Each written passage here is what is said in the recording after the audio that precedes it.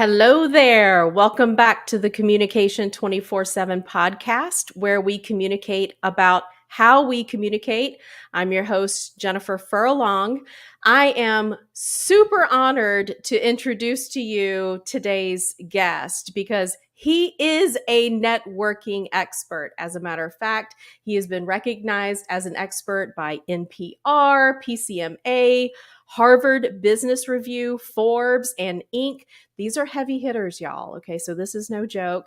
And as an expert in virtual event design by JDC Events, we're going to learn so much from him. Now, as a virtual event design consultant and executive Zoom producer, he designs and produces some pretty engaging and meaningful online experiences for his different audiences. He's the author of 3 books, including his latest one, Breakout of Boredom, Low-Tech Solutions for Highly Engaging Zoom Events, which we will have a link to that in the show notes for y'all. And lastly, since 2016, he has hosted the On the Schmooze podcast. And since March 2020, hashtag no more bad Zoom virtual happy hour. Sounds like a good time. So thank you so much for being a guest. My very special guest of honor, Robbie Samuels. Oh, and I didn't mention, you're also a TEDx speaker and a Harvard Business Review contributor. I got to get that in there as well. So incredibly nice to see you, Robbie. How You are you too, doing? Jen. Thanks for inviting me on your show. I've written 3 books, and relationships are definitely a through line for all of them, because in one way or another, they're all about engagement and connection and community building. So I'm excited for this conversation. Yeah, I'm so glad that you said that because, obviously with a communication themed podcast, the biggest thing that we focus on is relationship building, and how do we build those relationships effectively? We have to be mindful of, how we're sending our message and how is that message being received to our different audiences. So, that's why I wanted to have you on the show because you have so much experience in the networking realm. I mean, you are able to speak on so many different topics, but today I really wanted Robbie to come on the show to really talk to us about how networking is changing in this new experience that we're having. We're kind of post-COVID, not really, but yeah, post-COVID. So we're starting to get back into the person to, face-to-face type of situations, going to conferences and networking events, but we're also still, online at the same time with a lot of these different types of events. So Robbie, before we get started, do you mind just expanding on, that was a really nice introduction. We were able to get like the Cliff Notes version, but do you mind just taking us back a little bit? Tell us, what's your origin story? Where are you from? How did you end up in this space talking about networking? Yeah, so I worked in nonprofit for 15 years, organizing fundraising events and doing major gifts. For 10 of those years, the last 10, I was working for one particular nonprofit, and I was organizing 25 events a year for them. But about a year in, I launched a meetup group that was for left-leaning, progressive, social justice-minded folks called Socializing for Justice. And that actually ran for 11 years. We hosted hundreds of events and had thousands of members. But at the end of that first year, we brought together our regular attendees and we sort of talked to them about what kind of space we were trying to create. And there was maybe like 18 people gathered together at a coffee shop. And we talked about can you come a little bit early and greet people, because the newcomers always come early and there's no one there to talk to them and I'm busy setting up. And can you help with the name tags? Sure. And then I said, okay. And then like mingle and schmooze and work the room. And they go look dead and, deer in headlights, like the what? And it turned out most of the people of the 18, more than half, were shy and or introverted. And so for them, it just felt like, what? But they appreciated the space we had created, so they wanted to continue it. So I was operating out of Boston at the time, and Boston has sort of a bit of a reputation about being a little cold-shouldered at first to people. And so it's really hard to kind of break in and find your friends. And so we really wanted to break that down. And we started training people. I started creating a curriculum, and that curriculum became Art of the Schmooze, which was a networking talk that I did for 11 years before the pandemic kind of quashed it. So And I had this talk, and I was offering pro bono. This is like 2005, 6, 7, 8, that kind of time frame. And then 2009, I get invited to paid to speak. Funny thing is, it's on the topic of fundraising. And someone says, Robbie, I know that you speak on networking, and I know that you are a fundraiser. Will you come to DC and train our board of directors on how to fundraise? And I was like, sure. So that's how I became a paid speaker. And then I started offering networking trainings as a paid speaker. And it made it really big when a foundations hired me. So I was speaking to boards of directors, foundations, that kind of thing. I left the career behind the end of 2014 and go full-time into entrepreneurship. I launch a podcast. I'm trying to figure out who my new audience is going to be. I'm looking into doing work around conferences, networking at conferences. I ultimately decide to write a book on that topic. That comes out in 2017. 2018, I launched a full program, a coaching program, write for Harvard Business Review. 2019, do a TEDx talk. Boom, comes out January 2020. TEDx talk is published. I am poised to be an overnight success, 10 years in the making. 2 months later, Jen, nobody cares about networking at conferences, which had been my entire focus, was like networking at events. So I had to find a new way to show up and offer value. And I ended up writing a blog post called 9 Ways to Network in a Pandemic. And that came out on March 12th, 2020. Mm-hmm. And I was looking at that list that night. It was a Thursday evening. And I saw that number 3 said host a virtual happy hour. Now, I'm a person who always hosts dinners at conferences. I gather people for, like, whether I'm even attending the conference or not. Like, I've done this when the conference is in my area. I'm like, organized speakers to get together. I'm going to an event on Wednesday. I've organized the speakers to get together ahead of time. Like, this is who I am. So I'm like, oh, I'll just do that virtually. So I hosted my first virtual happy hour, March 13th, 2020. Long story short, I had no idea that was going to revolutionize my business, that within a few, like 8 months, I had a thriving 6-figure business based on all new revenue streams. I became a virtual event design consultant and executive Zoom producer. I had a certification program put together to help other people become confident and competent using Zoom. It all happened. And in 2021, I published a book that really explains how I did that. I'm a business growth strategy coach, and I was able to really take what I was teaching my clients during that time and apply it to my own business practices. That's Smallest Big Results came out. My first book is Croissants versus Bagels, Strategic, Effective, and Inclusive Networking at Conferences. And if you ask, I will tell you what that means. And then just like this year, on the 3-year anniversary of that first virtual happy hour, I published my third book, Breakout of Boredom, Low-Tech Solutions for Highly Engaging Zoom, because I really feel like I cracked the code on how to design these transformative, inclusive, and engaging online experiences. Throughout all of that, my network helped me. That is amazing. It seems like you were able to capture lightning in a bottle. I mean, I know it was like 10 years in the making, all of that work, but did you feel at one point it's just like all of this was just coming together, and did it surprise you, or was this just something you were like, you know what? No, I could tell. I knew this was going to happen. I just knew it. Well, I think there was a very freeing time in the beginning of the pandemic because we were all so self-focused that we didn't really pay attention closely to what other people were doing and trying and failing at. And so, of course, I can highlight all the things I tried that worked. That's what I'm talking about today. Yeah. But there were plenty of things I tried early on that didn't stick, but we were just free to keep trying. I want to keep that space because there was like a mentalness, like I don't know, it just felt comfortable to be practicing and trying and innovating. I wrote about a year and a half ago or so. I remember writing an email to my list that basically said it was inevitable that I ended up where I am today. At the time, on the path, no, it did not feel inevitable in that moment. But there is a combination of skills and passion and interest that I have that makes it make sense. Like in the rearview mirror, it all makes sense. But at the time, I just knew that events are about content and connection. I had been training people around that for years because if you're going to make the effort to leave your home, get on a plane and travel somewhere, make it be worth it, right? You're not just going to this event to learn something. You're also going there to meet people, and people's, they set a high bar around their intention for networking at an event, but then it's a very low bar as far as follow through of actually meeting the people you want to meet. And I was trying to close that gap. And then suddenly the in-person was gone and we're doing virtual.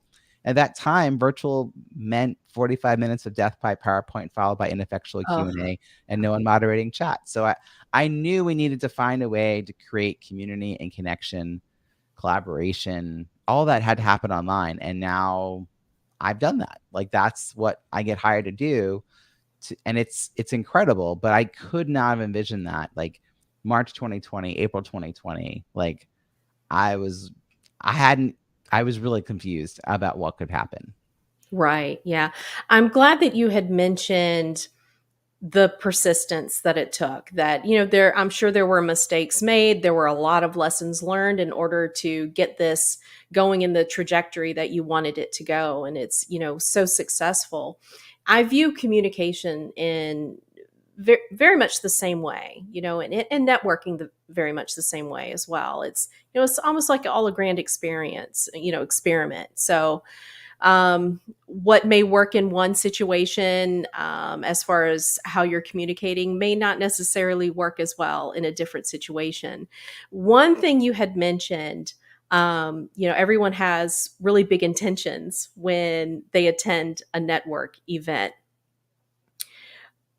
How were you able to recognize the intentions that you brought to a networking event, and whether or not those were, I don't know if I want to say the right intentions, or maybe the right intention for that moment? Mm-hmm. How were you able to get to the point where you were thinking about that aspect of it? Like, okay, what am I going into this expecting, and making sure that I'm expecting the right thing, or maybe the appropriate thing? All right, I've got two things that are coming in my head right now. Mhm. One is that there's actually a study that I talk about relating to the intention. The International Association of Exhibitions and Events found that 76% of people surveyed said that networking was a top driver for why they chose to attend an event. Mhm. So that's high, 3/4 of the people. And yet you and I both know that 3/4 of people attending a conference or attending a networking event don't leave being like, yes, I met the exact right person. Right. Um, Yes. and so I knew there was this gap. I knew that was Mhm. happening. And what had been coming up in all of my presentations, I had this one networking strategy that I always would teach, this tip, and it was so memorable. It was such a sticky concept, and it's croissants versus bagels. So Mhm. bagels are these tight clusters. So picture going into a networking event in person. There's all those people standing in those shoulder-to-shoulder huddles that are impossible to break into. Mhm. Mhm. Those are bagels. If anybody shifts their body language and makes space for others to join, that is the croissant. So the croissant is when there's an opening in the circle, and sometimes it just naturally happens. So one of the things I teach people, and one of the things I do, is I walk in a room and I look for those natural openings, Mm. so that I'm not just hovering on the outside of one of these bagels, being like, hi, can I come in, please? And I also am trying to align my intentions with my body language. If I'm there to meet people, if you're there to meet people, our body language should reflect that. If you stand in the corner with your arms crossed, you're just going to get cornered by someone who wants to sell you something. That's right. Like, you got to stay in the middle of the room. You got to know how to engage people. Get online for, for the buffet, get online for the bathroom, get online for drinks. Like, chit chat with people while you're doing that. So the thing that helps me stay focused, and I got asked this question by a reporter, and it ended up eventually being re-shared on Lifehacker, which was pretty cool. Mhm. But he said, what have you not shared? And I said, you should draft your follow-up email before you go to the event. Mm. So you're not sending it because you're Yeah. not, you don't know the future, but it helps you really stop and think, okay, who am I hoping to meet there? Well, I don't know anyone specifically. Well, what kind of people will be there? Well, how can I find that out? Well, okay, let's see. Can I get an attendance list? Well, no, I don't have an attendance list. Can I see pictures from a previous event? Oh, yeah, I can see some pictures from a previous event. Can I see the sponsor list? Can I see the host committee names, right? Can I see the speaker names? All that information helps you start thinking about generally the archetype of the kind of person you might want to meet, but also you might end up with a couple of actual names in your list. The speaker you want to meet, maybe this is a sponsor you want to meet from an exhibitor booth. And with that in mind, you will draft 1 to 3 maybe templates. And essentially, it's going to answer how you want them to stay in touch after. Like you're really conceptualizing, I have this amazing conversation with Jen. Jen's the person I really wanted to meet. How do I want her to stay in touch with me? So you're really mentally getting yourself ready to walk in that room and have that conversation. Now, if you go in the room having that mental preparation, and then you track your business cards on the higher priority people, and you also have time scheduled after to do the follow-up, what's your likelihood of following through on the follow-up? It's very high. Most of us don't have it mapped out that way. So we go in, we collect a random stack of business cards. The higher priority ones get mixed up with all the other ones. You don't do anything. We put them on the side of our keyboard, good intentions. And then like a week goes by, we put them in the back of our desk in a little pile, right? And then we're like, oh, the pile's kind of falling over. Let me organize it nice and neatly. I'm going to put it in the drawer. I have this little box in the drawer. And then like a year later, you open the drawer, you find them overflowing. You're like, I don't remember who he was from. I don't know if I did the follow-up or not. You recycle them and you head back out to another event. So let's break that cycle and track. I can say lots more about tracking the business cards. I have all kinds of ideas on that. But we have to have a plan. We're not just there to collect business cards. There's no benefit in collecting business cards. It's about building relationships. Relationships happen, Jen, when people are willing to schedule another conversation with you.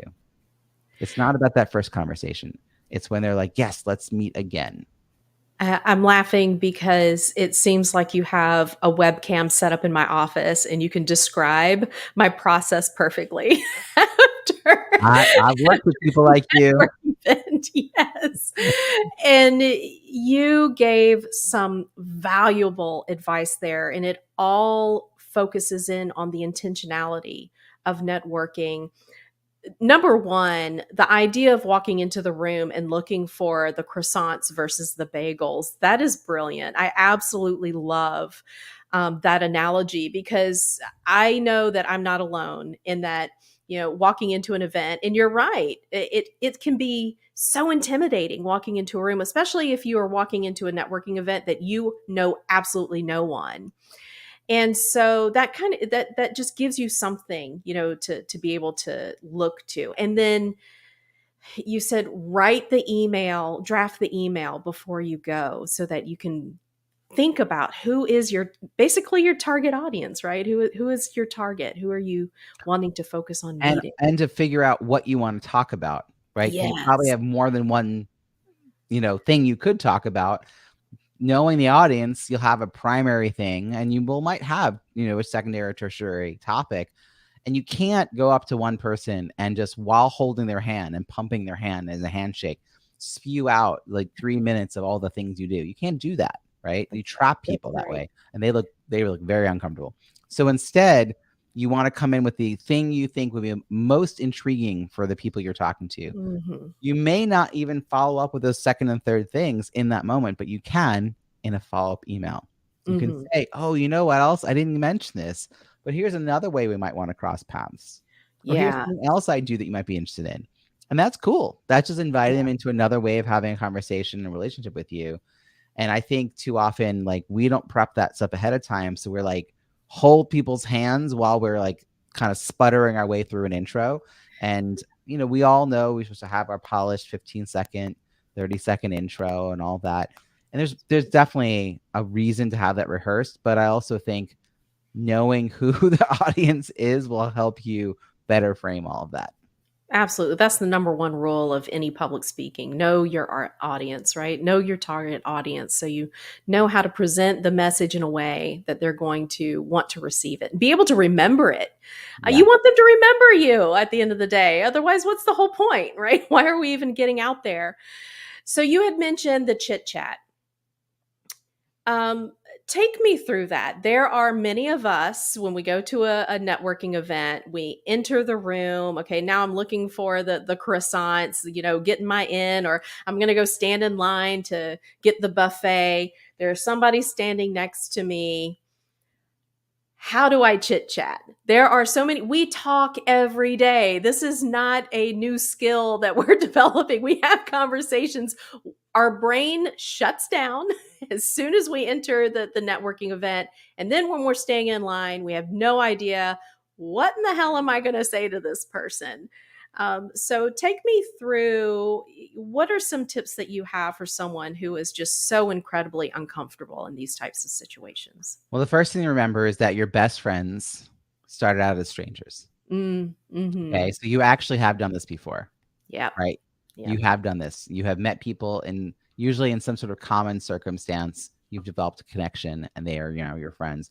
Mm-hmm. And now we're thinking, okay, how do we sort of make a spark happen in this Mm-hmm. room? So my favorite, I've thought of many of these moments where I used to put myself purposely in spaces. I used to live in Boston for 20 years and I Mm-hmm. hosted tons of events, but I would purposely put myself at events where I didn't know people.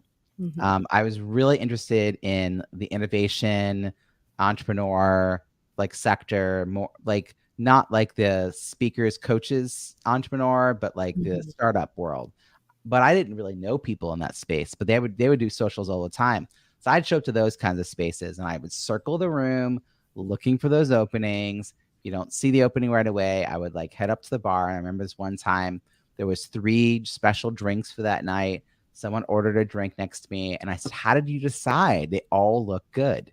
Mm-hmm. Yeah. That was my Okay. There's opening. the opening. Yep. Okay. Yep. By the way, that person, she walked me back to her friend. Her friend was talking to somebody. The guy she was talking to is the kind of person half the room knew. And Mm-hmm. so we ended up being near the front door and everyone who walked in stopped to talk to him, but he was busy in a conversation. So I was introducing people to each other who came over to talk to this guy. Wow. Talk about being in the right Uh, space, yeah. right? Another moment, um, I'm in this like in-person event. I don't know anyone. And someone went by with a tray of hors d'oeuvres and I'm Mhm. squinting at the tray, trying to figure out what it is and whether I want any. And as the tray goes by, I realize there's a woman on the other side who's looking kind of in the same direction, doing kind of the same thing. She's a Black woman in a room that is mostly white people. So Mhm. I know that she's a demographic outlier and that Mhm. she's probably feeling as uncomfortable as I am. She doesn't Mhm. know that it's my first time, but I just sort of said, "What do you think that was?" And we had a great conversation. Yeah. So ultimately we ended up sitting down with a bunch of people and having a great time, right? So I would often look for people. I think that you should remember whether or not you are a first timer or you are more of a host. Mm. So when I'm a first timer, I try to avoid the edges of the room. I know it's very easy to get into conversation with other wallflowers. The Mhm. problem is there's no easy way to end the conversation because they Right. don't know anyone to introduce you. So Right. if it's your first time, stay in the middle of the room, go to the Mm. bar, hang out in the groups, keep open body language so other people can join your conversation. It's easy to leave a group when it's a larger group. When it's just 2 people, you have to kind of negotiate. So keep that in mind. If Right. you know some people, if you've gone, I say a host, if you've gone 3 times in a short enough amount of time that you remember going 3 times, consider yourself a co-host. And if that's the case, you've met a few people. I think going over to the wallflowers and chit-chatting with them is a wonderful thing to do. But at the Mhm. end of that conversation, you can say, "Hey, I know some people here. Is there anyone in particular you're hoping to meet?" And that is a great way to both wrap that conversation and walk them literally over to another conversation. If you don't know anyone and you're finding yourself at the end of a conversation your first time, you can say that in reverse. "Hey, I don't really know that many people here. Is there anyone you think I should meet?" And it's Mm. like based on the conversation you just had, they might think, "Oh, yes, here's Yeah. one person. Let me." And I did this once at a big networking event that was multi-sector education, higher ed, corporate, nonprofit, everything was in the room. So it was hard to figure like your purpose. Like it just was Mhm. this random gathering of Boston people. So I walked in saying I work in nonprofit. And so I got introduced to some nonprofit people. And then I said, I do advocacy in the world of nonprofit. And then they kind of went, "Oh, you know who you need to talk to?" And then I said, "I do this kind of advocacy." And then I got introduced to someone else. And then I said something else. And this guy said, "You know who you need to meet? Jean. She's not here right now. Let me tweet her." This tells you how many years ago this was. This is a very Right. long time ago. And he tweeted at her, made an introduction. We went back and forth on Twitter. 2 months go by. I walk into a different networking event. She's at the table giving out name tags, sees me, grab my name tag, comes around, and gives me a hug. Oh, wow. We Yeah. hadn't met yet in person. right? Yeah. So, and which reminds me a lot about the virtual stuff that's happening now. I mean, there's people I've been meeting with weekly for 3 years, and we have yet to meet in person. Never seen in person. Yep. Yeah. Yep. So those are just some ideas, like going with intention, staying in the middle of the room is your first time, having open body language. Also, if you go a little early, like as it's just getting started, you can actually talk to the host, the organizer, and really just say, hey, it's my first time. This is the kind of thing I'm into. If there's anyone you think I should meet, I'd love, flag me down. I'd love an introduction. And they may be willing to just like make that happen. I mean, for them, they want you to have a good time. So if you come in with that kind of clarity, you catch someone while they have the time, they may end up shepherding you to the right people to have that moment happen. Yeah, and that's some great advice. And I heard in there also, don't be afraid to be a little light in the moment. Have some levity, be able to smile and laugh at some uncomfortable situations. Like the whole, what is that? What is that? Well, don't complain. Absolutely Yeah. what you just said, Yes. Jen. The Yes. worst thing you might do is let's say you're on a buffet line and you're vegan and you're like so miffed, which is totally legit that there are no vegan options. But if you say that in a certain way, you might be saying it to someone who actually has influence over the Mm, menu for next time. And they're mhm. not going to hear you. That's They're not going right. to take in that information if you say it in a like really negative way. So we have to be careful. I mean, we want to keep things light. Mhm. And I've definitely gone and used the like, is that good? Like someone will eat some dip. I'm like, oh, is Mhm. that good? I still remember this like buffalo chicken dip that someone sold me on because I'm not a big at the time. I've actually like it better now, but I wasn't into a lot of spice. And Yeah. I was like, it looked really good though. And they were like, they sold me on it. so, Mhm. so those are just we meet people anywhere. It could be the registry of motor vehicles, right? That's We right. can Networking happens wherever you are. You are constantly doing it. You just don't call it that. And I'm going to say something kind of controversial. It is a quote. It is not mine. Women are not good at networking. I was Yeah. told this Yep. by a woman who was hiring me to speak at her women's professional network. And she said it's because, and this is her way of backing up that statement, men are constantly, handing out their business cards and talking about business. And I was like, oh, so basically they're good at transactional networking. That's And right. what? And then I was like, but women know how to help. Women know how to come together and support each other. Like Right. women Right. aren't competitive. And of course, these are generalizations. Some men are really good at all those things. And some women are lousy. I have some bad examples of women networking too. But I just think that if we reframe networking into helping, Mhm. wow, it's a lot easier to think that way. It's like, how can I be helpful? It's not about what's in it for me. It's like, how can I help you? And You then are so right. You're so right because I do think that women do tend to be very hesitant. It's almost like that. You think of it as a sales pitch, and I I'm not comfortable talking about myself, tooting my own horn, and that's really not a really good positive way to think about networking. We're developing relationships and seeing, is there some way that I can be of service? Like you said, is there some way that I can help? That's a yeah. great way to go into it with that type of an attitude. Um, with the transition to online networking, and you said it a moment ago, I mean, there have been instances, you and I both belong to Innovation Women, where we go online and we see all of these amazing people and have all of these amazing conversations, but I haven't met anyone in person yet from that group. What are some of the sticky points that you have noticed, as we've transitioned to the online type of networking? Are there some things from the in-person networking that you feel they have translated well to the online environment versus things that you've noticed in in-person networking that they absolutely are not translating very well in the online environment? I think that, we should think of these as two different types of sports games. I'm Mhm. not a sports ball person, so I'm going to try Mhm. to do this. So hockey and soccer Okay. have Mhm. some some similarities, but they're completely different games. Like, Yeah, you know, that's right. so like, yeah, but no. And I think similarly, we can't take hockey rules and put them on top of a soccer field or vice versa and expect it to work. You have to understand the rules of the game you're playing and then play them as well as you can. And so the benefit of virtual is how easy it is for us to stay in touch. In person, I would meet someone at a conference.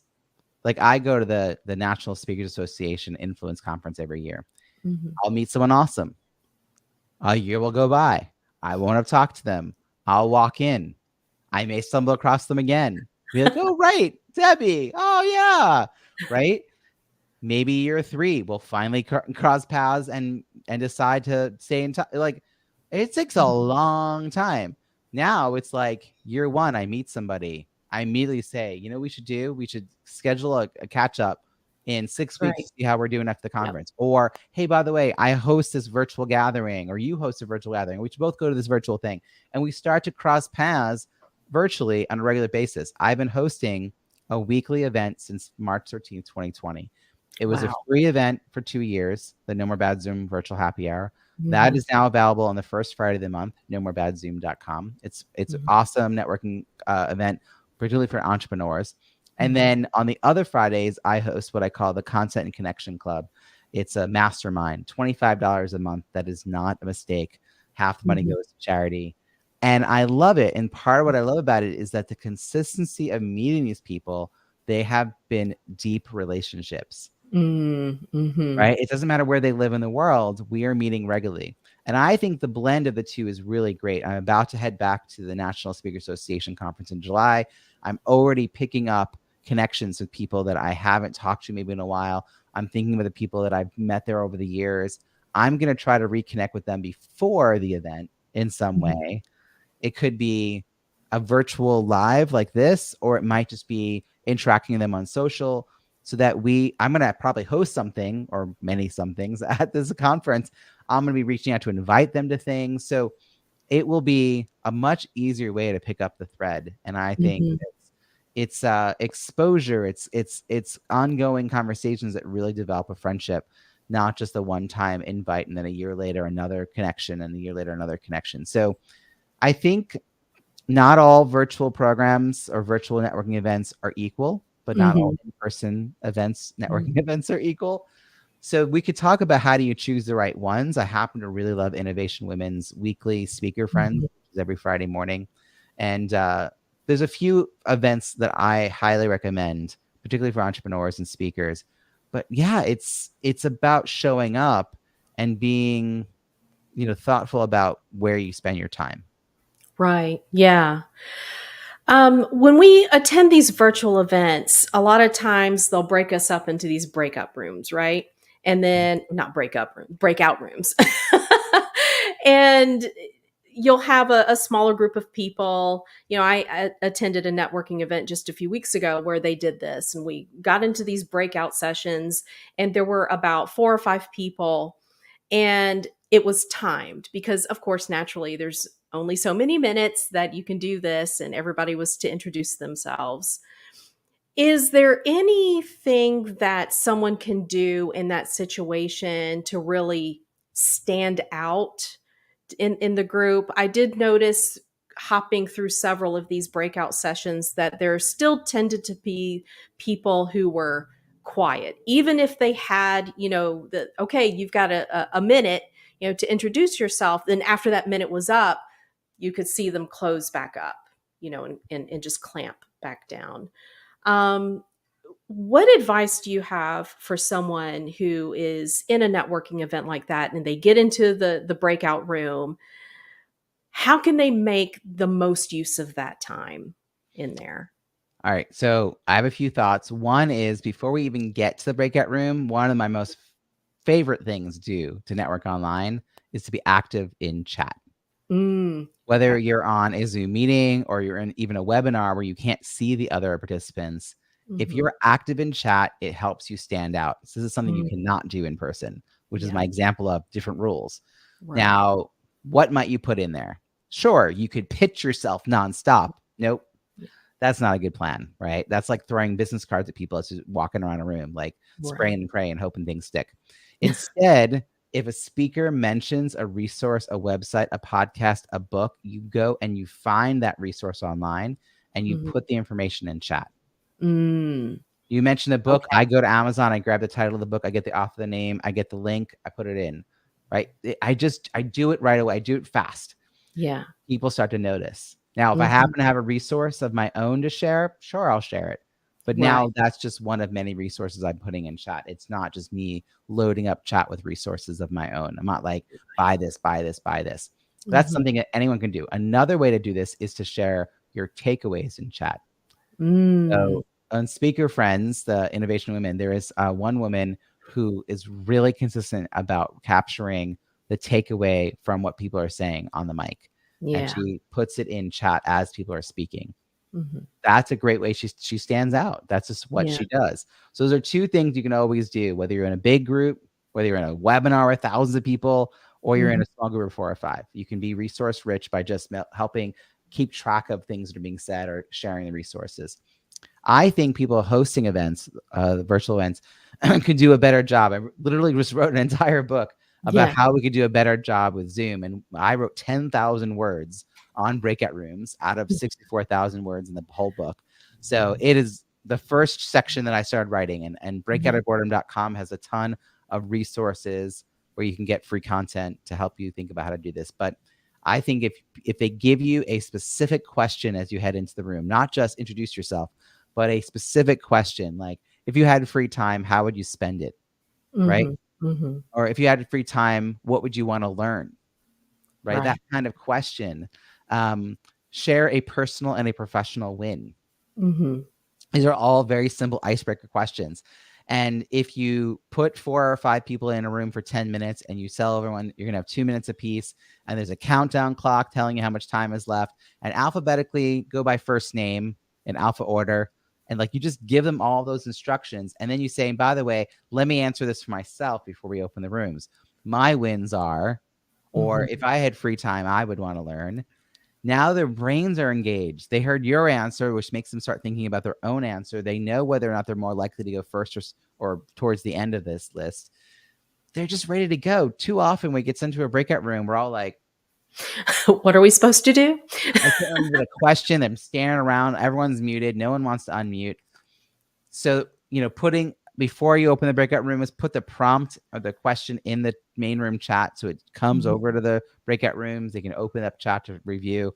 There's all these little nuanced things. So, I mean, one is having a specific question is really helpful. Having an order, but nothing cutesy. No like longest to shortest hair, brightest color shirt, birthday order. Like I've talked about horoscopes a lot in the last 3 years because of the Right. birthday prompt. Seriously. And it has nothing to do with the question. It takes time. So Mhm. first or last name, alphabetical or reverse alphabetical totally works. If their last name's not showing, they go first. Makes a lot of Yeah. people update their name. Yeah. Um, so it's just little things like that. I think coming and being ready to be present. Mhm. You don't. I don't. I. This is a hard lesson for me to learn a long time ago, Jen. That engagement looks different for everybody. That Mhm. everyone does not need to be speaking in order to be engaged. That Mhm. was a tough lesson for me to learn because I'm an outgoing extrovert. That's how I measure engagement. Yeah. That's not true for other people. So, Yep. for instance, one of the debriefs I like to do when coming back from a breakout room is to say, hey, some of you naturally take lots of notes.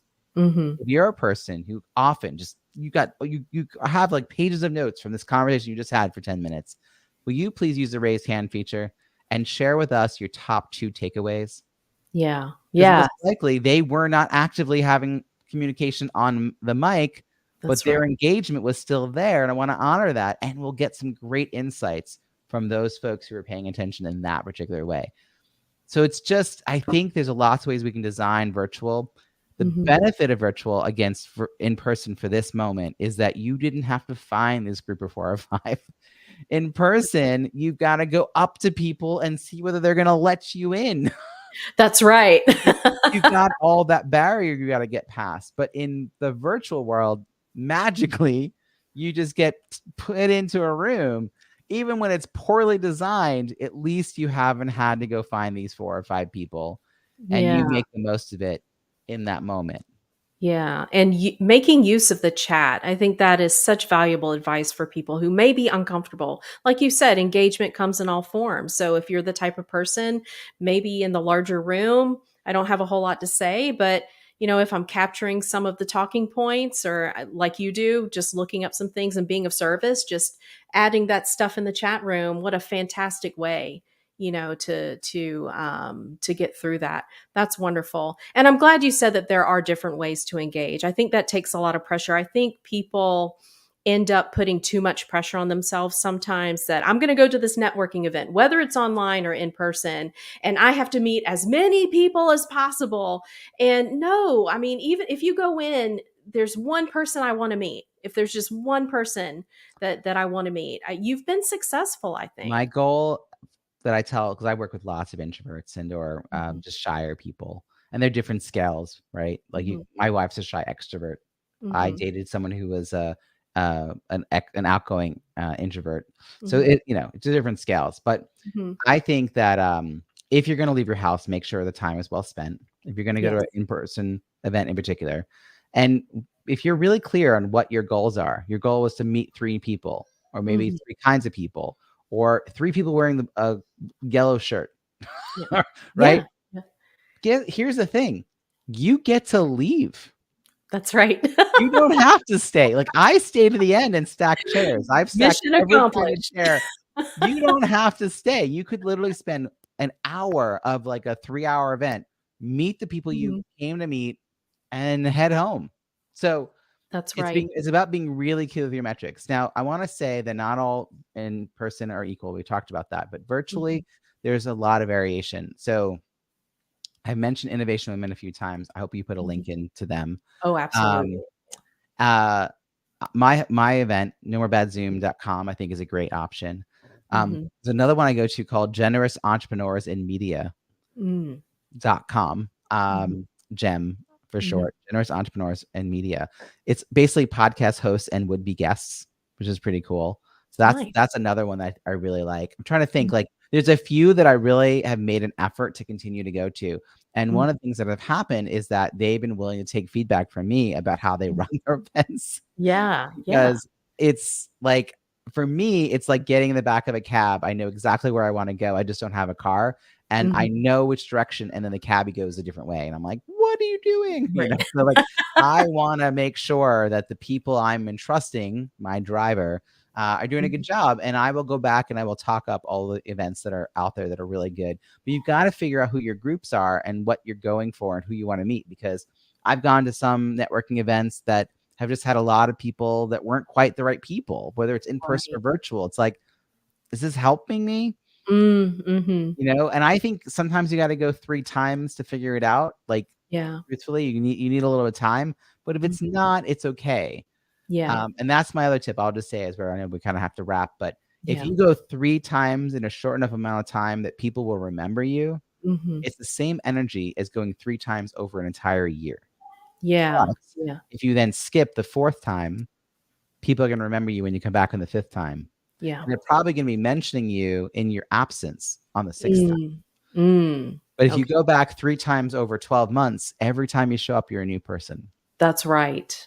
Same That energy, but you get more momentum if you can just put a little more energy in. And whether that's in person or virtual, I think networking in that more intensive way really, really helps. yeah. Such incredibly valuable advice for so many out there who we just need to hear it. Absolutely. Robbie, thank you so much. Is there anything, one last thing you would like to say to the audience before we wrap things up? Yes. I'll offer 2 more pieces of resources. One Mhm. is croissantsvsbagels.com is where you can go and get all the free bonus content for croissants versus bagels, strategic, effective, and inclusive networking at conferences. My TEDx talk, which is titled Hate Networking, Stop Bageling, and Be the Croissant, is available at robbiesamuels.com/TEDx. I also love when people connect with me on LinkedIn. I hope folks will reach out there, or just go to robbiesamuels.com, where you'll find all the links and resources I've mentioned and many I did not. And I wish everyone luck as we kind of navigate going back in person. Don't lose touch with the fact that you still have these virtual gatherings in a way we never had before. Even just hopping on a Zoom call with someone, which is such a natural thing now, 4 years ago really wasn't. So I wish everyone luck as they sort of venture out into the world. Yeah. 100%. Thank you so much. I will make sure that all of that is included in the show notes. So it'll be easy for everyone to just go ahead and click on there and get to the spaces they need to be. Robbie, thanks again one more time for being on the show. It was an honor. I learned a lot. So I know that the listeners absolutely are taking away some gems today. So thanks again. Thank Everybody, you. have a great rest of your day. And remember to keep in touch, communication247.com. See you next time. Bye.